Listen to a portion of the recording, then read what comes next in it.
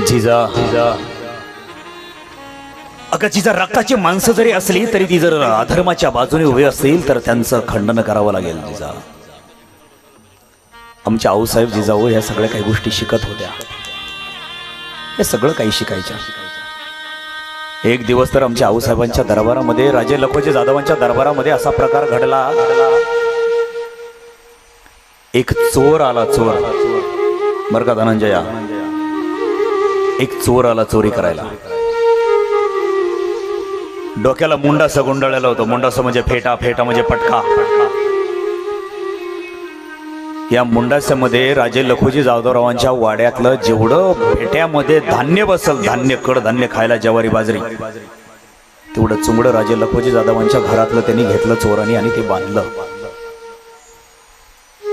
आणि तेवढं गठोडं घेऊन तो चालू लागला. परंतु राजे लखोजी जाधवरावांचे दाखले बंधुराज जगदेवराव यांनी त्यांना पाहिलं. जगदेवाने धरलं. कोण रे तो? नव्यानं दिसतोय. कशाला आलास? आणि त्या मुंडाच्यामध्ये काय बांधलं का ठोड्यात? काही नाही हो, काही नाही. माझं सामान आहे. सामान हाय वैर. मग धाव के. जाऊ द्या मला, मला घरला काम. घरला काम आहे तर कुठला आहेस कोण तो? आणि तेवढ्यात जिजा अक्का धावत आल्या. कारण जिजा अक्काला तो धक्का देऊन पळाला होता. आणि जिजा अक्का म्हणाल्या, ओरडल्या, दादा हा चोर आहे, चोर. याला धरा, याला पकडा. राजे जगदेवरावाने त्याला धरलं आणि काही क्षणामध्ये लगेच दरबार भरला गेला. राजे लखोजी जाधवराव पुढे एका सिंहासनावरती बसले. दरबार भरला.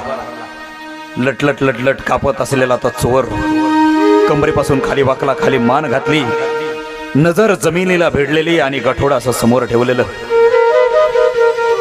राजे लखोजी जाधवरावानं मिशीला पीळ मारली. लखोजीरावांची मिशी म्हणजे काय बोलायचंय?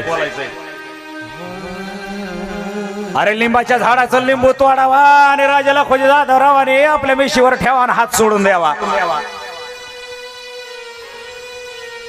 मिशीवरचं लिंबू पडत नव्हतं दत्तूबाई. आता आपल्या मिशीवर पाण्याचा टिपका सुद्धा टिकत नाही, कारण मिशीच आम्ही वागवत नाही. काय मिशीचं वजन झालं आपल्याला बरं का बनशीला. राजे लखोजी जाधवरावांची मिशी म्हणजे वा वा वा. अहो नाकाच्या खाली अशा दोन बाजूला दोन तलवारी लटकवल्या का काय? वा वा. नुसतं भगवान बघत राहा. मर्द मर्द कशाला म्हणतात ना विजयराव, तर यांना म्हणतात बघा. लखोजी जाधवरावांनी मिशीला ताव मारला आणि विचारलं, कोण आहे तू? मी मी मी काय अंतरावर आपलं गाव आहे. मी अरे तुझं नाव काय, तुझं गाव काय, आणि काय झालं एवढं घाबरायला तुला? काय नाही हो, मी चाललो होतो आणि यांनी धरलं मला. महाराज हा जिजा अक्कांना धक्का देऊन पळत होता आणि या गठोड्यामध्ये काहीतरी चाललंय. या गठोड्यामध्ये नेमकं काय आहे याचा तपास करावा. चोर आहे हा हरामखोर चोर. का रे? वा चोरी करतो हैरा. आणि ते बी राजे लखोजी जाधवरावांच्या घरात चोरी. एक लक्षात घ्या. नाही हो, चोरी नव्हतं करत ब्या, चोरी नव्हतं करत. क्षमा करा, क्षमा करा. 4 दिवस झाली हो, माझी लेकर उपाशी आहे ती. 4 दिवस झालं माझी लेकर उपाशी आहे ती. हो, जमिनीमध्ये आम्ही काही पेरावं, सुलतानांच्या घोड्यांच्या टापांनी चिरडून टाकावं. तोंडाला आलेला घास या सुलतानी सत्यानं पायदळे तुडवावा. 4 रोजापूर्वी सुलतानी सत्ता अशीच घरामध्ये शिरली. काही माता माऊल्यांच्या अंगावर यांनी हरामखोरांनी बलात्कार केला, माय माऊल्यांना मारून टाकलं, मग आपल्या घरातलं समजा धान्य हिसकून नेलं. 4 दिवस झाली हो माझी चिमुकलेली लेकरं उपाशी आहे, तर मी चोर नाही हो. गाठोडं सोडून बघा हो, त्याच्यात धान्य चाललंय हो, काही चाललं नाही. माझ्या काळजाला विचार केला, लेकरं उपाशी मरत्यात, चोर येतील, सुलतानी सत्ता येतील, पण आमच्या गोरगरिबांच्या घरात राजे लखोजी जाधवराव राजे, आपण राजाच्या घरात गावा दरोडा होणार नाही म्हणून 4 घास का होईना परंतु तुमच्याकडे धान्य असेल म्हणून धान्य घ्यायला आलो होतो. चूक झाली, फक्त विचारलं नाही एवढं. धान्य लेकरांसाठी घेऊन चाललो मी.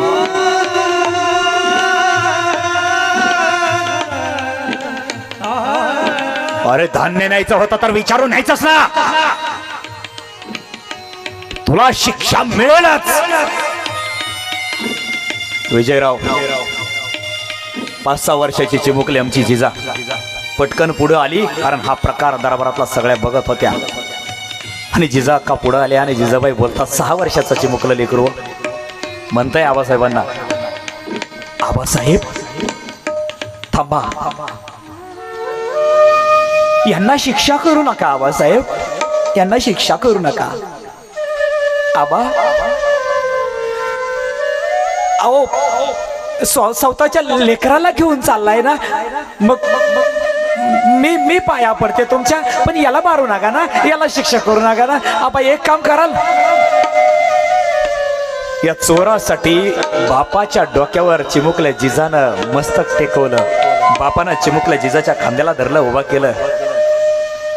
बोल पोरी बोल, काय करायचं बोल, तू म्हणशील ते आम्ही करू, बोल बोल पोरी बोल, काय शिक्षा करू याला. आबा आबा 2-4 पोते द्या ना याच्या घरला धाडून. अरे काय बुद्धी आहे, काय बुद्धी माझ्या चिमुकल्या 6 वर्षाच्या जिजाची. जिजाबाई शब्दामध्येच अर्थ होता, तर मस्तकातही अर्थच परमार्थ भरलेला होता. जी म्हणजे जिवंतपणा, जा म्हणजे जाज्वल्यपणा, बा म्हणजे बाणेदारपणा, आणि ई म्हणजे ईश्वर निष्ठा इज लॉंग फॉंग. जिजाबाई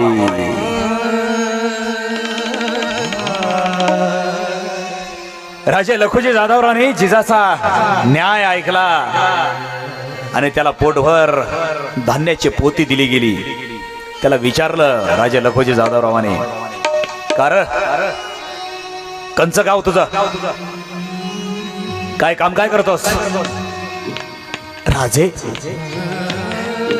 अहो शेतीवाडी करतो, पण हे बघा ना असं तोंडाला लागलं की हे सुलतानी सत्तान घोड्यांच्या टापाखाली कंस दाडत्यात, मग पोटाला काय बी मिळत नाही.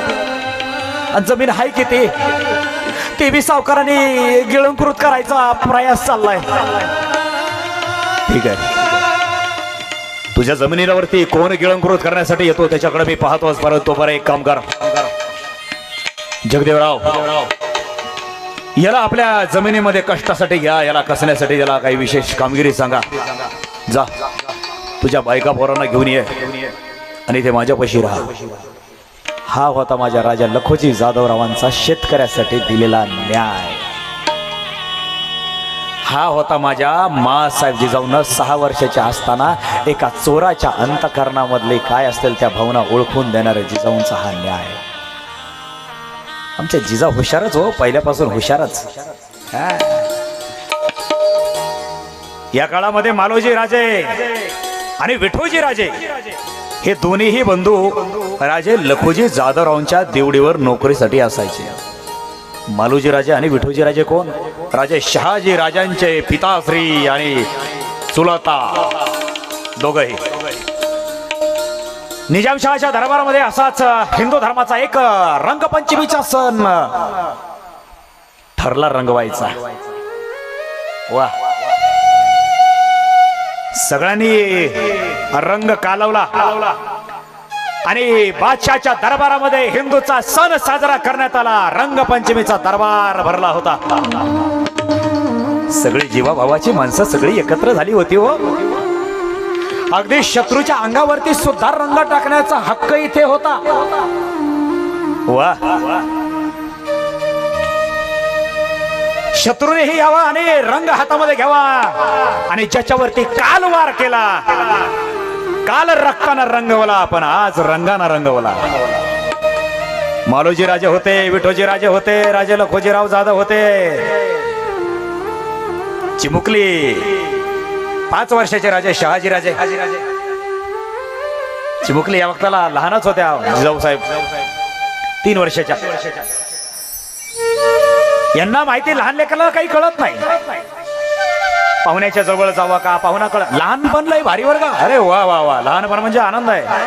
या लहानपणामध्ये आनंद कळत नाही, दुःख कळत नाही. आनंद जाणवत नाही, दुःख जाणवत नाही. सुख माहिती नाही, दुःख माहिती नाही. चांगलं माहिती नाही, वांगलं माहिती नाही. पाप माहिती नाही, पुण्य माहिती नाही. इथे जगायचं असतं आणि फक्त आयुष्याचा आनंद लुटायचा असतो. चिमुकली 3 वर्षाची जिजा, हिनंही खेळत खेळत बाकीच्या मोठाले माणसं रंग घेतात आणि अंगावर टाकतात. म्हणून या चिमुकल्या जिजानं हातामध्ये रंग घेतला आणि एका पोराच्या अंगावरती टाकला. ते पोरग होतं 5 वर्षाचं. त्याचं नाव होतं शहाजी. शहाजीला वाटलं माझ्या अंगावर ही रंग टाकते का. शहाजी राजाने ही मुठे मध्ये रंग घेतला, जेवढा मुठभर बसेल तेवढा, आणि जिजाच्या तोंडावर टाकला.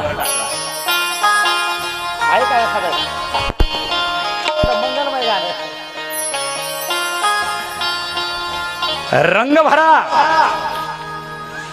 यावेळी राजे लखोजी जाधवरावांना हे दोघं लेकर चिमुकले खेळत होते आणि खेळत असताना राजे लखोजी जाधवांनी या चिमुकल्या लेकरांकडे रंग खेळताना पाहिलं.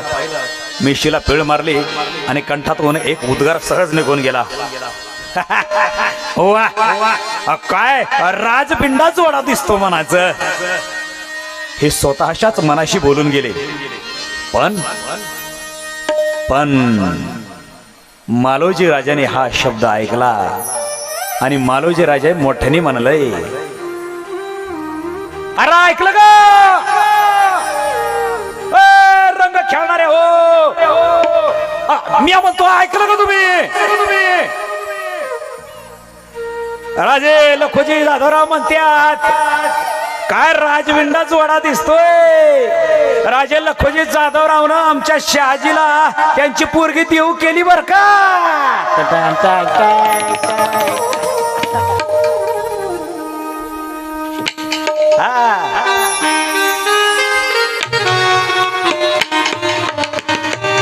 मालोजी राजे,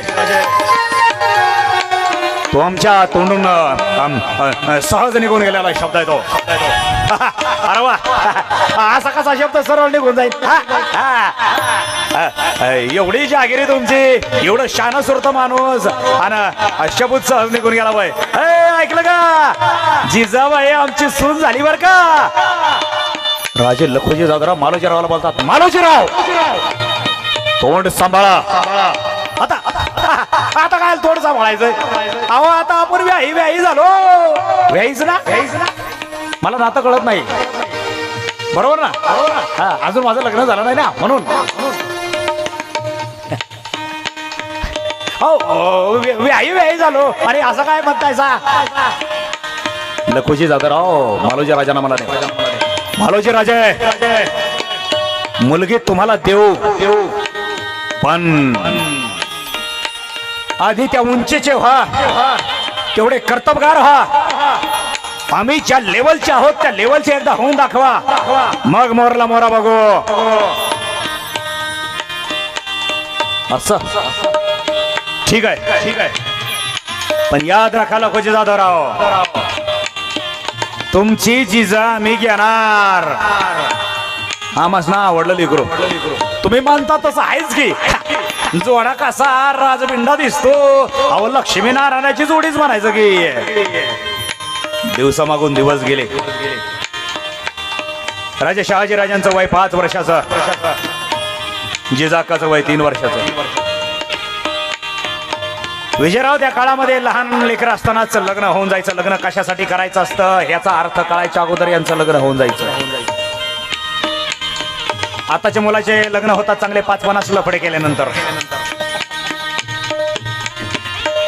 मुलीच्या बापाने चांगला पायदळी तोडल्यानंतर आपल्या मुलाचं लग्न होतं. नाही, जरा स्पष्ट बोलतो. बाप मुलाला म्हणतो, आजचा बाप मुलाला म्हणतो, अरे घोडम्या 40 वर्ष झाले लग्न कर. नाही नाही पप्पा, नाही पप्पा, अजून मी शटल झालेलो नाहीये. एकदा मी शटल झालो की मग मात्र. तू कधी शटल व्हायचं? मसनात गेलो तू कधी शटल व्हायचा? 40-45 वय झालं, नोकरीच्या शोधात आहे. नोकरी लागणार नाही. नोकरी लागायला तुला पुढचा जन्म घ्यावा लागल. एवढी गोडी आमचे कदमराव छान म्युझिक देतात. जोरदार टाळ्या वाजवा आमच्या सगळ्या कलाकारांसाठी.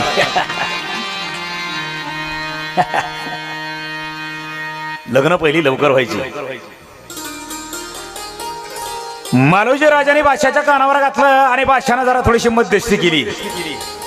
आता बादशाने मध्यस्थी करायचं काय कारण? फक्त एकच होतं, हा क्वालिटीचा आहे, हा क्वालिटीचा आहे, योग्यतेचे आहेत, चला होऊ दे यांच्या मुलाबाळाचं लगीन. आपल्या शब्दाने झालं तर दरबारात आपला वचक राहील, अजून आपलं वजन वाढेल, आपली कॉलर टाईट होईल. म्हणून ह्या बादशानं जरा थोडीशी मध्यस्थी केली आणि दिवस ठरला. जाधवरावांचे पाहुणे मंडळी गोळा होऊ लागले.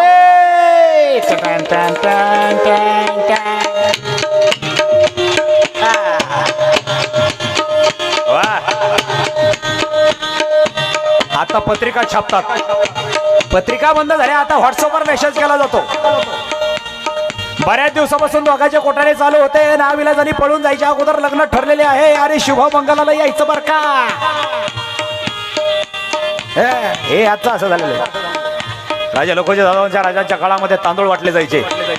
वटीवर तांदूळ घ्यायचे, पाहुण्या पाहुण्यांच्या दारात धरात, वाड्या वस्तीवर, तांड्यावर, मस्तीवर जायचं. लिखीचं लगीन ठरलंय.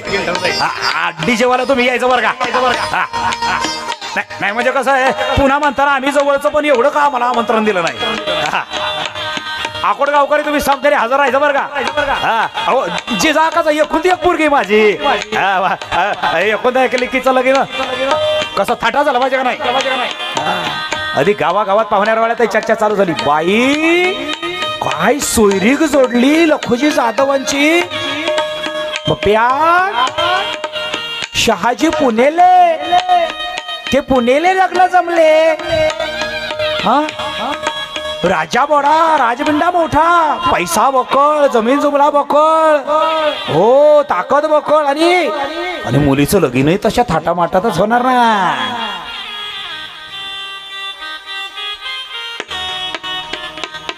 भोसले परिवाराने आणि जाधव परिवाराने तांदूळ वाटले गेले. तुम्ही आणले का तांदूळ? चलो शिवाजी राजांच्या ज्यावेळेस लगीन होईल ना, शिवाजी राजांच्या लग्नाच्या वक्ताला तांदूळ घेऊन या, नाही तर फुलं घेऊन या. तुम्हाला वेगवेगळ्या कथेमध्ये वेगवेगळी कामगिरी सांगतो जरा थोडीशी. आणि हा विवाह दौलताबाद या ठिकाणी निजामच्या दरबारामध्ये सादर करण्याचा ठरला. म्हणजे आता आपल्या देवगिरीवरती दिनांक ठरली, मुहूर्त काढला गेला. इसवी सन 16-10 किंवा 11च्या दरम्यान सगळ्यांना तांदूळ वाटली गेली. ब्राह्मण मंडळीने माईक हातामध्ये घेतला बरं का डीजे वाला. आणि ब्राह्मण मंडळीने आदेश दिला, अक्षता पोहोचला का सगळ्यांना. पाठीमागे अक्षता पोहोचला असेल तर मंगल असते का म्हणू का विजयराव. पोहोचला, तुम्हाला पोहोचला ना. हो वरचे पोहा, तोंडाकडे कसलं बघताय. म्हणा म्हणा